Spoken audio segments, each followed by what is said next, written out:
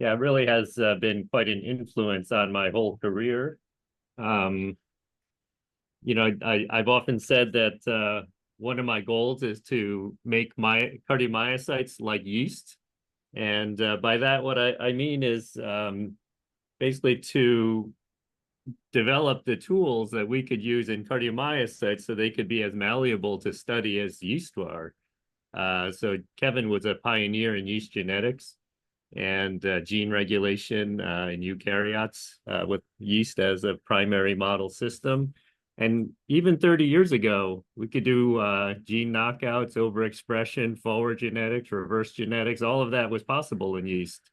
And it's taken 30 years for us to almost get to that point in cardiomyocytes. And I think that makes now a super exciting time to be in our field. So my lab has been focused primarily on studying gene regulation in heart development and heart disease. We've begun to focus more on mechanisms of heart disease and trying to use that knowledge to develop therapies.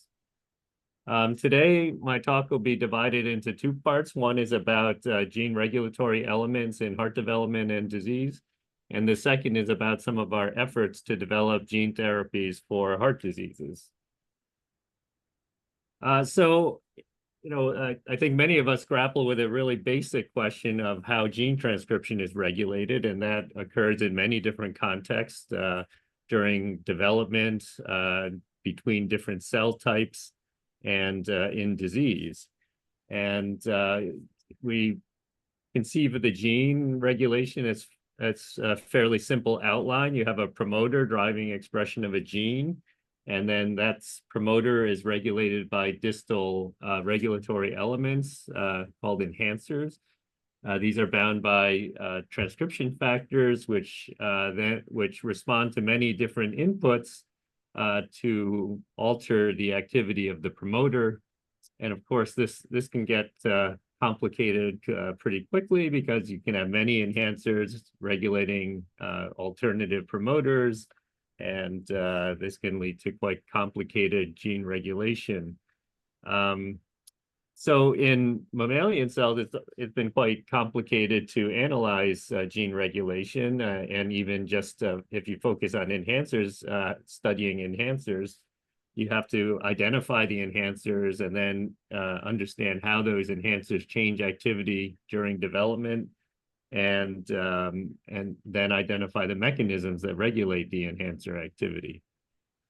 So over the last decade, there have been many approaches that have been developed for high throughput identification of enhancers. That includes mapping chromatin features such as P300 occupancy or occupancy by H3K27 acetylation, ATAC sequencing for open chromatin, transcription factor occupancy, and chromatin looping to promoters.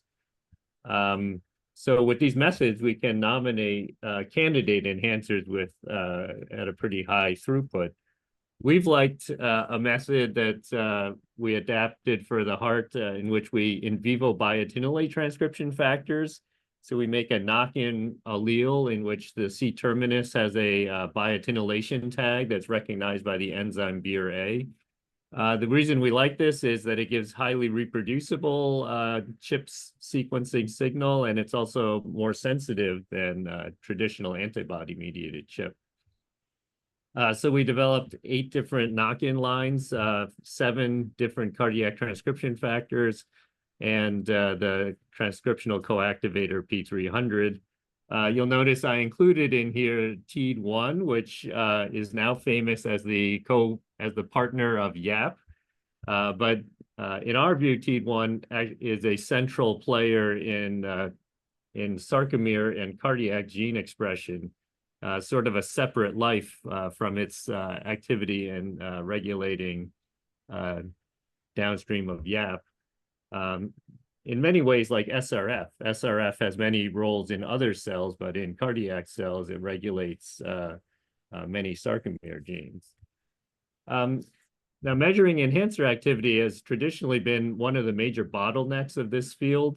The gold standard assay has been the transient transgenic, in which you make a transgenic with a promoter and enhancer driving a reporter. So here you need multiple transgenic embryos just to study one enhancer. This is extremely resource intense and low throughput. More recently, the massively parallel reporter assay, MPRA, was developed, in which a barcode is paired with each enhancer, and then the barcode is transcribed in proportion to the activity of the enhancer. So that by next generation sequencing, you can count the frequency of the barcode in the RNA compared to the input DNA. And from that ratio, you can infer the enhancer activity. And this could be done for thousands to hundreds of thousands of constructs at the same time. So we've adopted a fairly a strategy in which we map transcription factor binding to nominate candidate enhancers, and then we validate those and do mutagenesis on the enhancers using the MPRA, and then from there we make hypotheses about mechanisms that regulate enhancer activity. So in this talk, I'll describe how we've used this strategy in 3 different contexts. One is comparing fetal to adult myocytes. Another is comparing atrial myocytes to ventricular myocytes. And the third is to investigate the contribution of non-coding variants to congenital heart disease. So first, we'll take a look at fetal versus adult myocytes. So the basic question here is, how do fetal and adult myocytes differ? We know their phenotypes are quite different. They're different in size, shape, method of growth, contractile function, metabolism. So it would make sense that their transcription factor binding may differ. So we mapped the binding of the 7 cardiac transcription factors with our in vivo biotinylation method. And you can see that, the binding pattern of these factors in fetal versus adult heart is dramatically different. In fact, most binding sites are unique to one stage or the other, and only a minority are shared between the stages.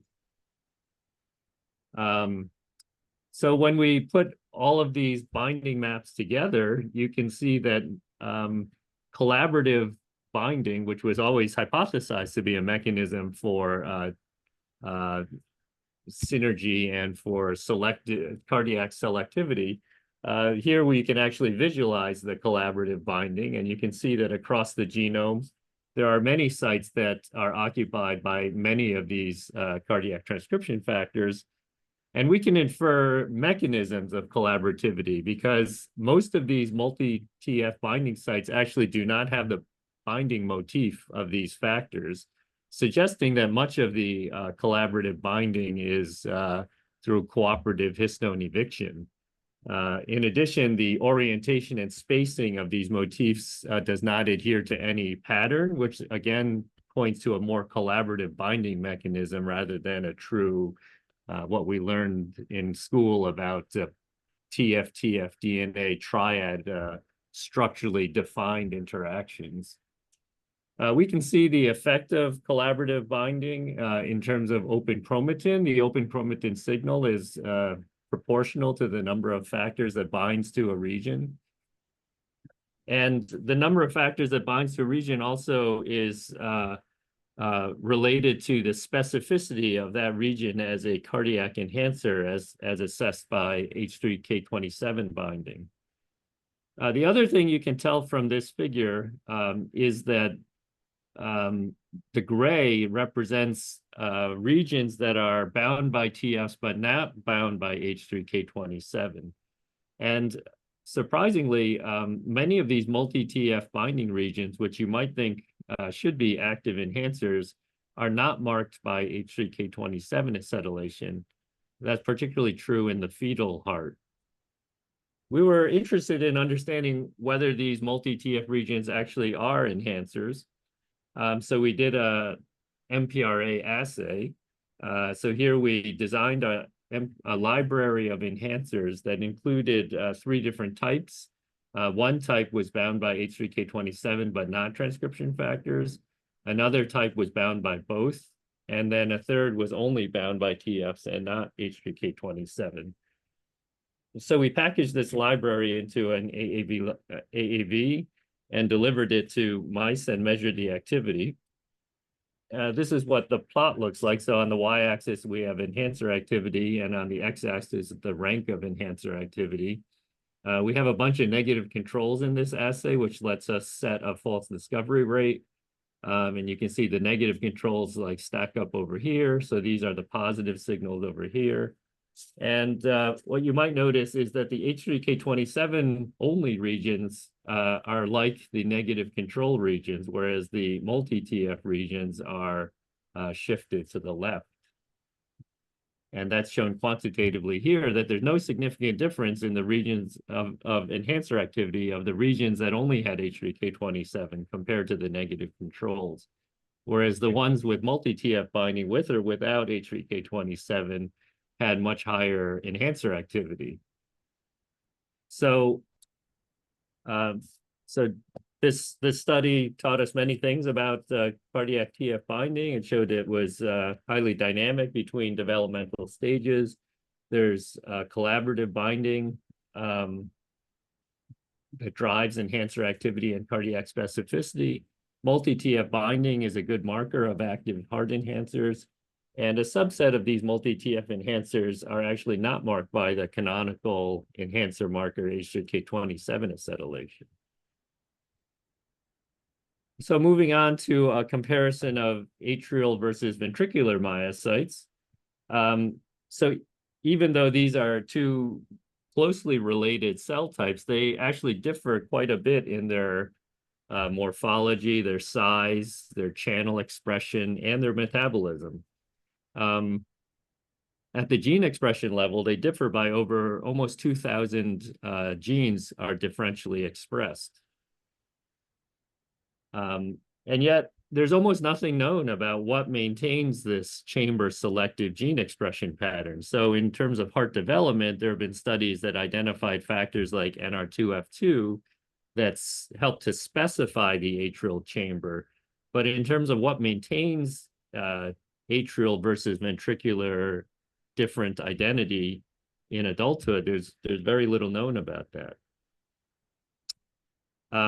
So we set out to map chamber selective enhancers as a way to get at that question. So we mapped the location of our 7 transcription factors plus P300. And if you have a look at these binding maps, you can see that many of the binding sites are shared between the chambers, but there are unique sites, sites that are unique to each chamber. And some factors like TBX5 have really skewed binding in one chamber versus the other, which makes sense because TBX5 is expressed 5 times more in the atria than the ventricle. Whereas others like SRF are almost entirely shared between the chambers. In terms of multi-TF binding, we identified several thousand in each the atria and the ventricle, and many of these were chamber specific. So these became our candidate regions for further investigation. So we designed an MPRA library with different classes of regions, some that were not selectively bound between chambers and some that were selectively bound. And then we delivered these to as an AAV library and measured the activity in each chamber. And here's a summary of the data. So in the colors are the regions with chamber selective activity. And you can see there's, we identified about 200 regions that are either atrial selective or ventricle selective. And the best predictor of their selective activity was, in fact, the multi-transcription factor binding that's chamber selective. We did a motif analysis of the regions that were active in ventricle versus atrium, and that identified this factor ERR, the estrogen-related receptor, as a potential driver of ventricular gene expression.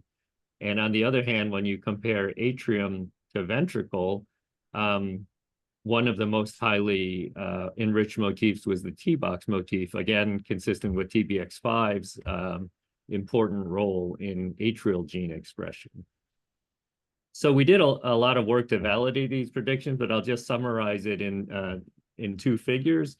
In collaboration with Dan Kelly, we knocked out ERR alpha and gamma in ventricular myocytes. We knocked it out in the heart and then measured gene expression in ventricular myocytes. So this is a PCA plot, and here we compare atrial cardiomyocytes to ventricular cardiomyocytes, and you can see they separate clearly. And then here's the control ventricular cardiomyocytes, and then if you knock out ERR, it shifts the transcriptome this way towards an atrial identity. So that's consistent with ERR being important to promote ventricular gene expression.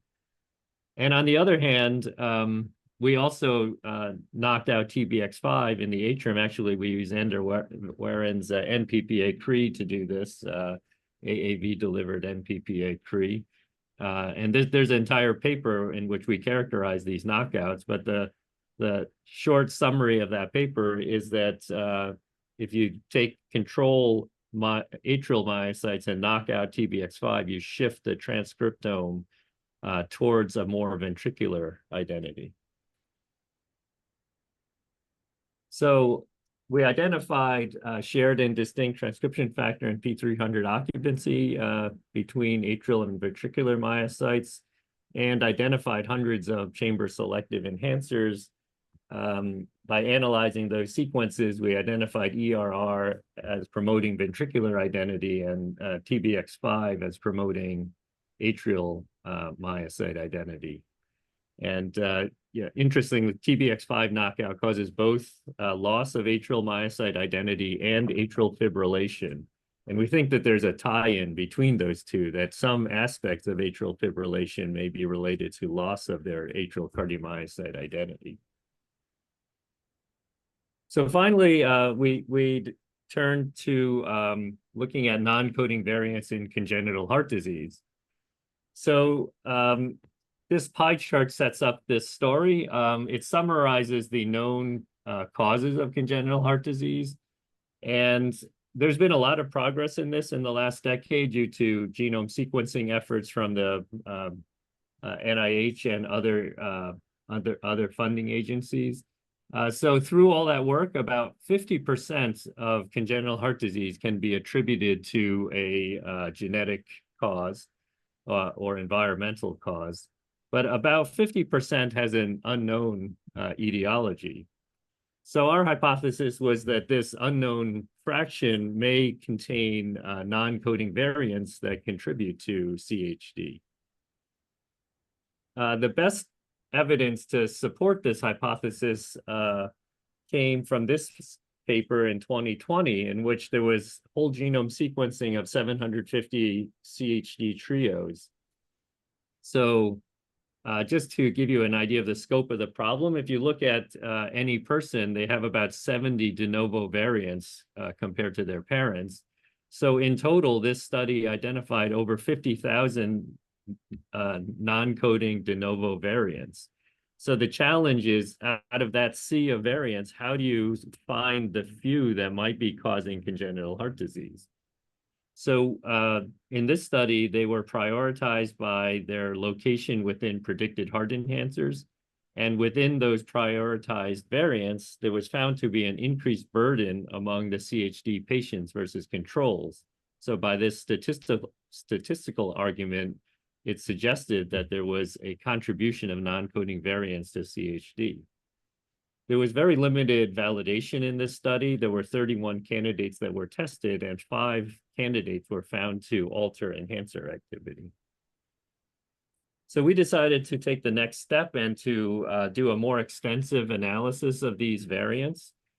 So from the same whole genome trio cohort, there were 57,000 non-coding variants, and we used different methods, computational methods, to prioritize a subset so that we ended up with 6,600 prioritized non-coding variants. So From those variants, we created an MPRA library consisting of alt-ref pairs. And then we introduced these into iPS-derived cardiomyocytes and measured the activity of these enhancers. And the result is summarized here. So here on one axis, we have the enhancer activity of the reference sequence, and on the other axis is the enhancer activity of the variant sequence. And we identified about 400 variants that significantly affected enhancer activity. Interestingly, approximately half of these variants increased enhancer activity, which we called IA, and about half of them decreased enhancer activity, DA.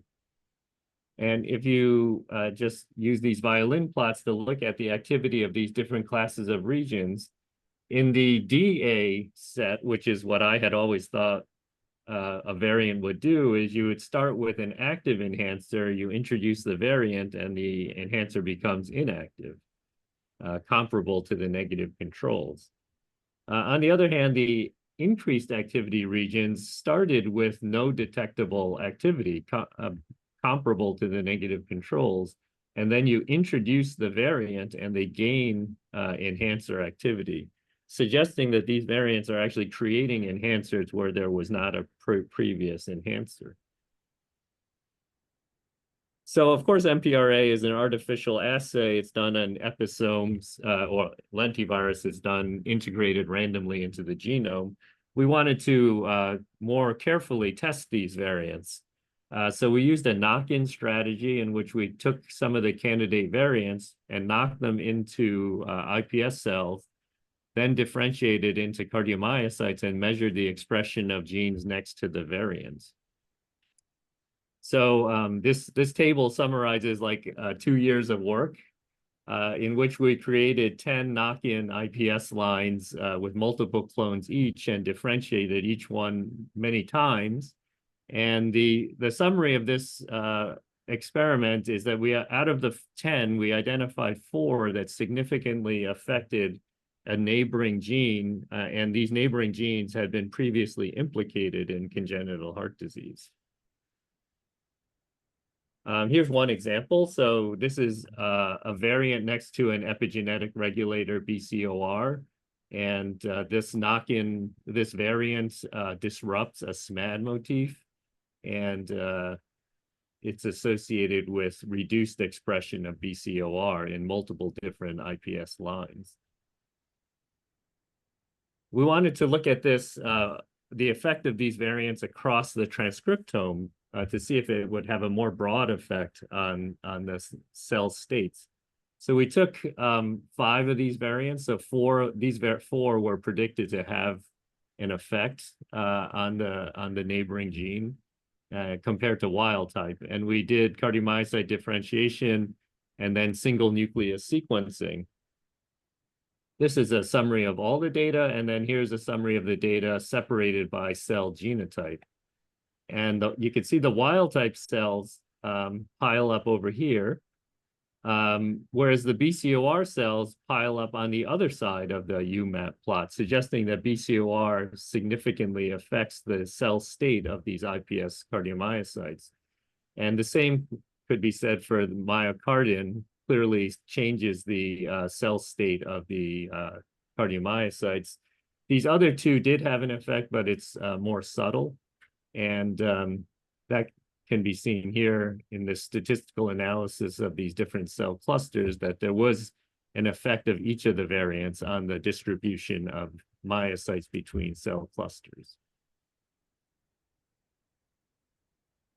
So to summarize, we looked at non-coding variant contribution to the pathogenesis of CHD, and we found that about half of the damaging CHD non-coding variants increased enhancer activity, and that has some important implications for designing computational strategies to identify these variants. We demonstrated that 4 variants impact neighboring gene expression as knock-ins, and that changes the cell state of the iPS cardiomyocytes. Okay, so for the remaining time, I'm going to talk about some studies we've done on gene therapies for heart disease. And the first topic will be our efforts to influence the stability of cardiac dyads. So first, I'll introduce what a cardiac dyad is. So the cardiac dyads are these nanoscopic structures that regulate that regulate calcium release in cardiomyocytes. So here's a EM of a cardiomyocyte with the sarcomeres. And at each Z line, you will see a circle. That circle is called the T-tubule. And right next to the circle is a pancake disc. That's the junctional SR. And it's called a dyad because these are two different membrane systems. The T-tubule is connected to the plasma membrane and contains the L-type calcium channel, whereas the junctional SR is closely opposed to it, and it contains the ryanodine receptor. So this close apposition of these two channels creates the signaling mechanism that we call excitation-contraction coupling. Excitation of the L-type calcium channel opens the channel, lets some calcium in, and then that calcium induces calcium release through the ryanodine receptor. So this beautiful nanoscopic structure is created many times in each myocyte, and then, you know, across the billions of myocytes in the heart, but there's very little known about how these nanoscopic structures are built and organized. More is known about the T-tubule. So many factors such as JPH2, BIN1, the ryanodine receptor itself were identified, and these regulate T-tubule organization. Actually, Dr. Warrens did many of these studies himself. But there's much less known about how the junctional SR gets to its location at the Z lines. And actually, the ryanodine receptor or junctional SR is localized at the Z lines well before there are T-tubules. So for example, in atrial cardiomyocytes, which don't have many T-tubules, you can still see the organized pattern of the ryanodine receptor. And the same in P7 ventricular cardiomyocytes, which also don't yet have T-tubules. They have very well-organized ryanodine receptors. When we looked at E15 embryonic cardiomyocytes, we could see that you could already see the Z lines had formed in the sarcomeres, and these were often associated with the ryanodine receptor. However, we rarely saw patterns in which the ryanodine receptor was organized in the absence of a sarcomere. That suggested to us that the first thing that happens is you get the positioning of the Z disc, and then somehow that attracts the ryanodine receptor to join next to it. So to get some answers as to how that process might work, we did proximity proteomics of the dyad. So here we delivered by AAV protein in which a ryanodine receptor binding protein was fused to bio-ID. So this bio-ID would biotinylate the nearby proteins. Then we did mass spec to identify the biotinylated proteins, and that result is summarized here. It's showing that many of the classic dyad proteins were identified by this screen, but there was one that was very little studied. This protein CMYA5 we became very interested in because it was one of the top hits, and yet there was very little known about this protein. First, we validated that result by doing a proximity ligation assay. So this assay will create a signal when two proteins are within about 50 nanometers of each other. And we got a nice strong signal for the PLA assay for RYR2 and CMYA5, validating that they are close to each other. There was one relevant paper about this CMYA5 that did previously identify its interaction with the ryanodine receptor.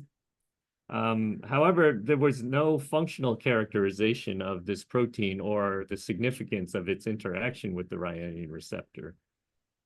So we made a knockout mouse of this CMYA5. And what you can see here is that it disrupts the organization of the T tubules, which is marked by CAV3, and also the ryanine receptor, which marks the junctional SR. So it disorganized both of these structures. And at the EM level, you can see that it altered the position of the T tubule with respect to the Z line, and also the morphology of the junctional SR was highly abnormal. And these abnormalities occurred even in contexts where there were no T tubules, for example, in atrial myocytes or in very early ventricular myocytes. And in embryonic myocytes, we could see, so these are all wild type, and you could see, that where the ryanine receptor was located, we usually saw CMYA5, but we rarely saw Z-line localization of the ryanine receptor in the absence of CMYA5. So that suggested to us that CMYA5 is a key factor that's bringing the ryanine receptor to the Z-line. So just to summarize this study, we found that CMYA5 acts like a tether that binds to the Z line and also binds to the RYR2, and that interaction positions the junctional SR, and then BIN1, JPH2, and other factors will then assemble the T tubule. And then if you lose CMYA5, you impair this junctional SR positioning, T tubule organization, and that results in heart failure, particularly in the face of pressure overload. So the next step in this project was to understand whether CMYA5 might be used therapeutically. If it's helping to assemble or stabilize the dyad, could it stabilize the dyad in conditions where the dyad is destabilized? And that happens in heart failure. So in heart failure, it's well known that the T tubules become disorganized. And there's also some data, although not as extensive as for the T tubules, that the junctional SR also becomes disorganized in the heart failure. And the mechanism for this junctional SR disorganization is not well understood. So we hypothesized that altered CMYA5 activity might contribute to dyad disorganization in heart failure. So we did some studies of both mouse pressure overload and human failing hearts. We found that CMYA5 localization at Z lines was not changed in heart failure. mRNA levels were not changed. But the isoform of CMYA5 that co-IPs with ryanine receptor was reduced in failing hearts by almost 50%. So that led us to think, well, maybe if we could re-express CMYA5 in the form that interacts with the ryanine receptor, that we could help to stabilize the dyad. The problem with that is that CMYA5 is an enormous protein. It's 3,700 amino acids long, which makes it not amenable to expression using AAV. So we had to think about how we could deliver this very large protein. And we looked at a conservation plot of CMYA5. It's pretty striking that the entire middle of the protein is not conserved. Only the C terminus and the N terminus are conserved. So we thought maybe we could just chop out this middle part and still have a functional protein. So the C terminus part is nicknamed MD9 and the N terminus part is nicknamed NT. And when we put the two things together, we call that mini CMYA5. So here's some data showing that the ryanine receptor interacts with the C terminus part, MD9, but not the N terminus part. And on the other hand, the N terminus part is sufficient to localize to the Z lines, but the C terminus part cannot. And then when you put these two proteins together, you actually do get Z-line localization of the mini CMYA5. And that is sufficient, the mini CMYA5 is sufficient to rescue RYR2 positioning in the knockout. Whereas neither the N-terminus nor the C-terminus alone is sufficient. So that suggests that this fusion engineered protein can complement the CMYA5 knockout. So we then tested our hypothesis by delivering this engineered CMYA5 to wild-type mice and asked if it could improve their heart function under pressure overload. And so here's at 8 weeks after pressure overload in the control-treated mice, you get quite a bit of cardiac dysfunction, and that is improved significantly by this mini CMYA5. And you can also see that at the level of dyad organization, that the mini CMYA5 significantly improves dyad organization. So another problem that's plagued the field of iPS cardiomyocytes is that they actually don't have dyads. And it's not clearly understood why they don't have dyads, but here's at least one reason, is that iPS cardiomyocytes really don't express CMYA5. So we thought maybe if we put this protein back, we could help to make dyads in iPS cardiomyocytes. So here we tested the hypothesis using patterned cardiomyocytes. So they're plated on these ECM islands. And these ECM islands make the cardiomyocytes look beautiful, as AJ was referring to. It's not that they just look like that by themselves. When they're placed on a rectangular ECM island, the island helps them organize their sarcomeres. And in that context of having organized sarcomeres and having expression of mini CMYA5, we were able to induce organization of the ryanodine receptor, as you can see here.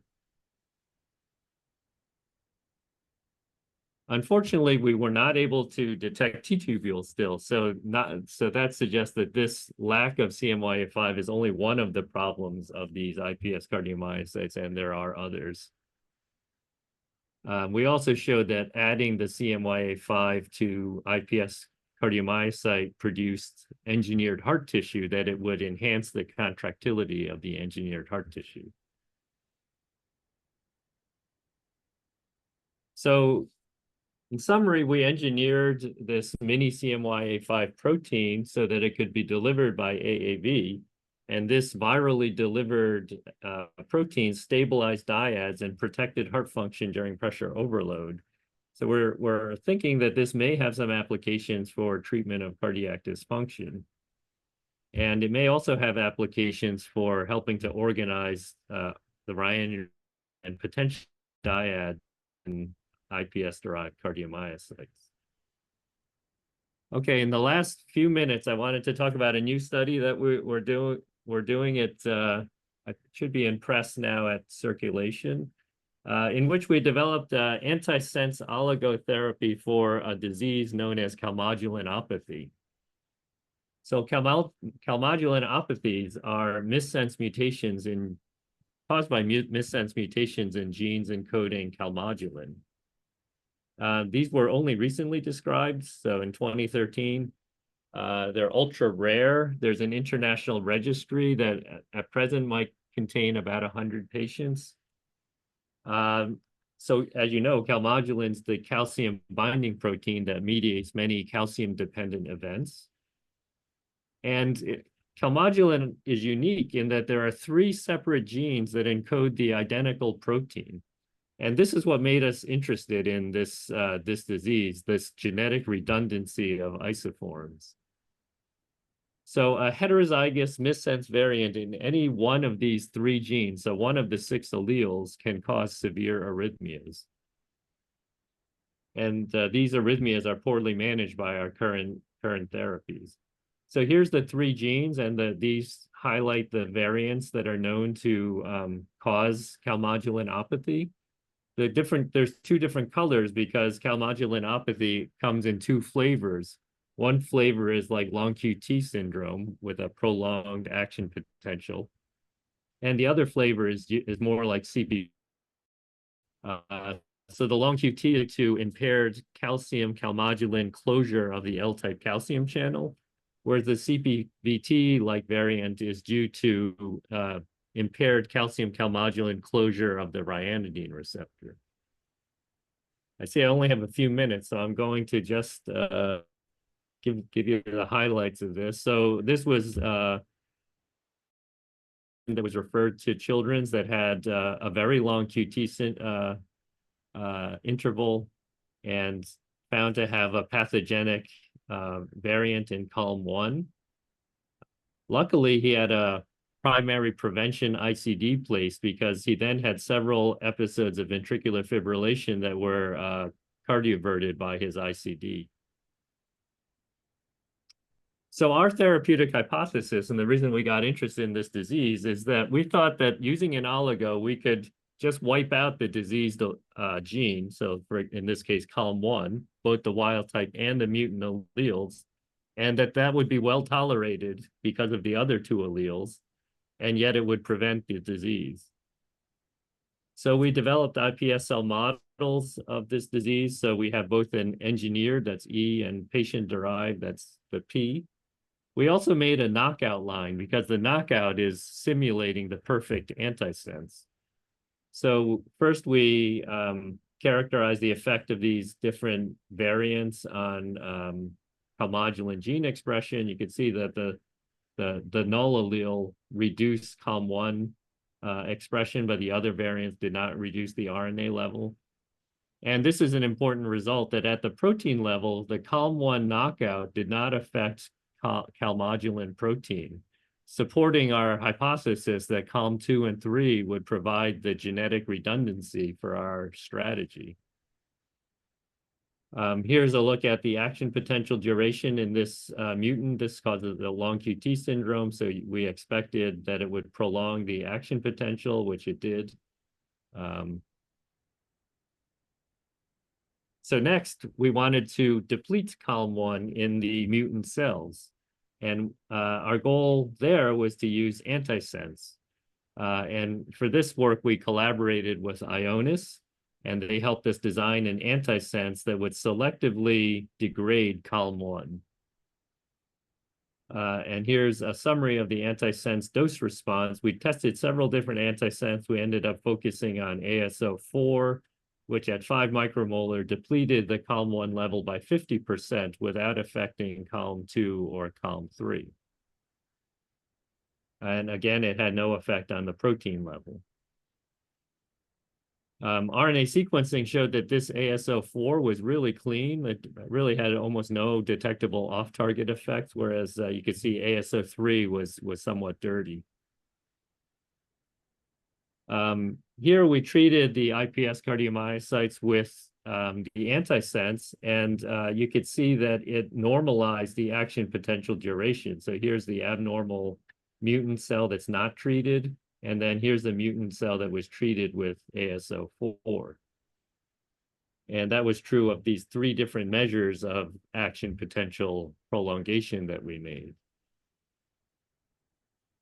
So the real challenge, though, is what this would do in vivo, because what you really need to know is whether knocking out CALM1 or reducing CALM1 transcript would have toxicity in vivo, for example, in other organs. So we turned to this mouse line, CALM198S, and which was previously shown to cause a CPVT phenotype. And I'm going to just jump to the punchline. This CALM1 this antisense reduced the CALM1 transcript by 90%, but again, it did not affect the protein level.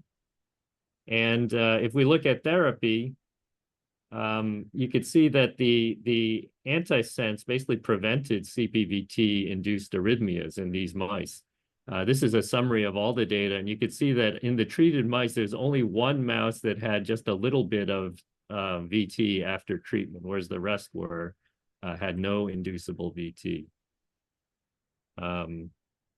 Just again to skip this from the We were able to create a dose response curve through doing a lot of experiments with different doses and different timings, and it has a very sharp dose response, so that at about 80% COM1 depletion, you have no more VT, but anything like 70% is basically untreated, so a very sharp dose response curve. And here's our toxicity, on-target toxicity assays. We found no evidence of toxicity at the level of cardiac contraction or treadmill endurance. So just to summarize briefly, we think we've identified a promising strategy for treatment of these calmodulinopathies. The current limitation is that in vivo delivery of oligos is still, for the heart, is still, there's no drug yet that does that. There are some clinical trials underway of platforms that could do that, and so we hope to marry these two things together and soon be able to treat these patients. Finally, the acknowledgements. This was work of many, many postdocs and with help from many collaborators. And just like to thank them all for all of their contributions. Thanks. Sorry, went a little long, I think.